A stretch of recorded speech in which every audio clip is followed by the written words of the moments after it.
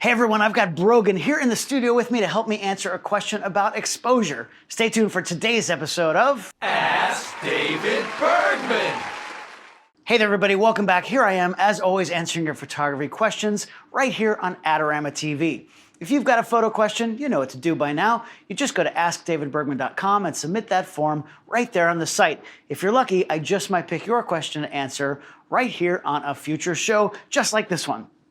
Today's question is from Kumar A, and he wants to know, why is it that photos of a board that is half white and half black are gray when shot individually, but when both white and black parts are shot in a single frame, they appear to be white and black? Please explain. Thanks, Kumar. This is a topic that actually seems a bit complex, but once you wrap your brain around how it works, everything just clicks into place.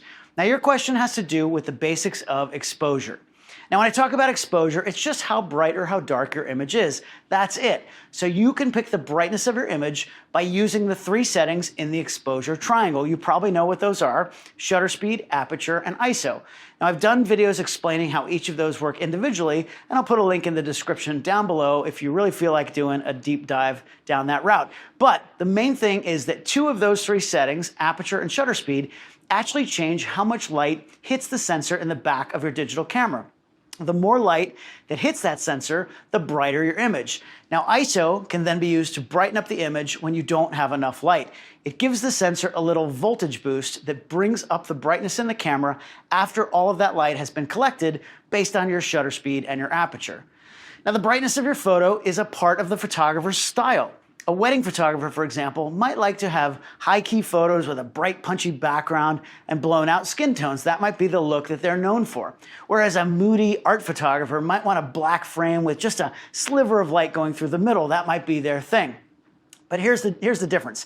If you let the camera pick at least one setting in your exposure triangle, then it's deciding how bright or how dark your images are going to be. Now, cameras these days, I know they're very good. They have face detection metering modes and a whole bunch of other cool technology built in, but they still can't develop your photographic style. You're the photographer and you're creating the images.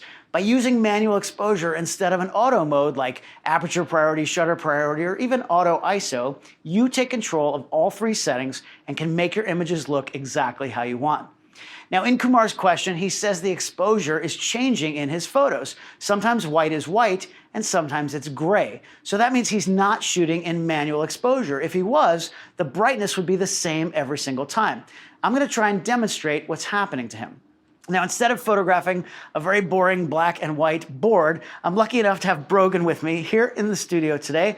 I've asked her to wear all black, and I've put her in front of a Westcott X-Drop black background. Now, when I frame up this photo, I'm looking to how I'm going to shoot this. Most of the image is going to be black, everything really except her face and her hair. Now, just so you know my gear, I'm using the Westcott FJ400 studio strobe in a large 7-foot umbrella. I've got it right behind me, so the light is soft, flat, and simple. Normally when I use flash, I have everything set on manual, my three exposure triangle settings, and also the power of the flash unit. But I want to demonstrate what happens in an auto mode. So instead of changing my camera to aperture priority, shutter priority, or auto ISO, I'm going to put my flash on TTL. That's basically auto for the flash. Now the camera is going to change the flash power so it puts out more or less light as needed for each picture. Now the camera I'm using is the Canon R5, and I'm using the RF 51.2 lens. I'm triggering the flash with the Westcott FJX3M so I can change my settings right from here. Now my camera settings are all on manual. I'm at 100 ISO, f2, and 1/200th of a second shutter speed. That's going to kill all the ambient light here in the room, even with that big bright video light I've got going on. So the only light we're going to see is the exposure from the flash. Only the light coming from the flash is going to affect my picture. Now when I take the picture, what's going to happen is the camera's going to look at the entire image and try to average out the brightness. Technically, what it's trying to do is getting the average brightness to 18% gray, or you could call it middle gray. That's going to give you the best chance of not having everything either too bright or too dark. All right, Brogan, so we're going to make some pictures here. And first I'm going to start, as I said, on TTL with the flash. You look great. We're just going to go right in the lens. You've done this before. So here we go, TTL, 1, 2, and a little smirk, and boom. All right, now, wow, you can see what's happened. This flash transmitter actually has a mode where I can shoot auto TTL, but then switch it over to manual, it's going to show me what power it picked for the TTL frame. So I'm going to go ahead and do that. And in this case, 6.7 is what I'm getting. Now this picture, in my opinion, is too bright, but the camera's doing what it's supposed to do. It's lightening the whole frame so that the black isn't quite so dark. It's trying to help me and then figures I want to see what's going on in those dark areas. It's making the black areas almost gray, kind of like Kumar had happening, right? But by lightening up the whole frame, it's making Brogan's face way too bright. For my particular style of photography, I want to have her face looking more natural, not too bright and not too dark, but the camera can't possibly know that that's what I want to do. Now, by switching my flash over to manual, I can actually take control of my exposure. I can set the brightness exactly where I want. In this case, I'm going to drop down from 6.7 all the way down to 4.0, and we're going to see how that looks. So here we go. Let's go down. I'm going to go over to manual and then drop from 6.7 to 6, and then I'm going to go to single digits back down to 4. And I've tried this already, so I know F4 is where I want to be, but here we go. Looking good, Brogan. Little smirk. Look like you're having a good time. There you go. Boom. Now that's a much better exposure for me since the black parts are now actually black and her face looks more natural. Now, thanks to the magic of video editing, Brogan is now wearing all white and she's in front of a white paper backdrop. Now my flash, I've got it back on TTL, so the camera is going to expose this image how it thinks is best. So here we go. Let's do this on TTL. My camera settings are exactly the same where they were, and here we go. 1, 2, and perfect. Now in this case, the camera is seeing all that bright white area, so it averaged out the scene and darkened the whole thing down. That turns the white into more like gray and makes her face too dark. The flash power it picked is 2, which is 2 stops darker than the manual exposure and 4.5 stops darker than it gave me with the black background. Now that is what I'd expect on an auto setting. Again, it thinks it's doing the right thing. But if I go back to manual flash and put it back at 4, what's going to happen is it's going to brighten up the image. Let's see how that looks. Here we go up to 4, and we'll do a quick picture here, and looking great. Boom. If you look closely, her face is exactly the same brightness in both manual images because my settings are the same in both. The light hitting the entire scene is called the incident light, and it doesn't change in manual. Her clothes and her background, of course, are going to look different because what we're seeing is the reflected light that's bouncing back off of those surfaces. The black is black and the white is white. So now I'll get back to Kumar's question about a white and black board. He said that when he photographs just the white part or just the black part, both images are gray. That makes perfect sense if he's on an auto mode.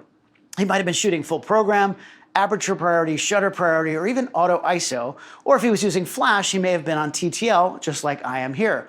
And with a blackboard filling the whole frame, it's going to lighten it up and make it gray. If the whole frame is white, it's going to darken it and also make it that same gray. But if you have an equal amount of all white and all black, it's going to try to average that out, and half will be white and half will be black. Brogan is now wearing a black shirt against the white background. And so what I'm trying to do here is I'm estimating a bit, but I'd say this frame is now half dark and half light. So back on TTL, let's take one more picture and see how it goes here. Ready? Good. Right here. Big smile. Perfect. Boom.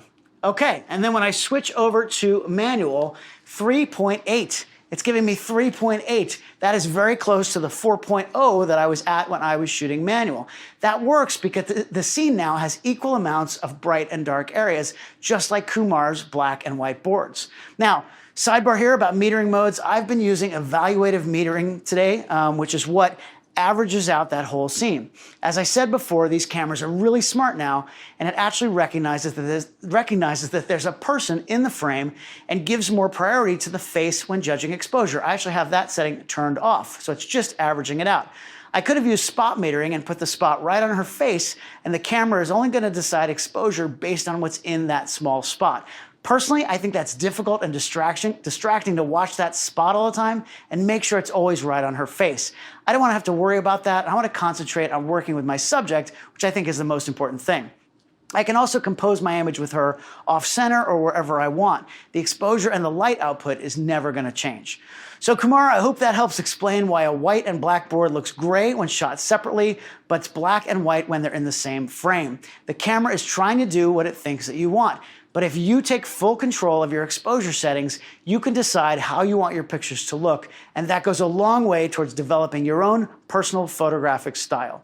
Huge thanks to Brogan. I really appreciate you being here today. You were totally awesome. I'm going to put a link to her social media down in the description below, so give her a follow. I'm sure she'll appreciate that. While you're down there, hit the like button. Don't forget to subscribe to the Adorama YouTube channel. Hit that little bell icon so you get all those notifications. Keep those photo questions coming at askdavidbergman.com. I really do appreciate it. That keeps this show going. Hope you come back and join me next time where I'll have another question to answer right here on Ask David Bergman.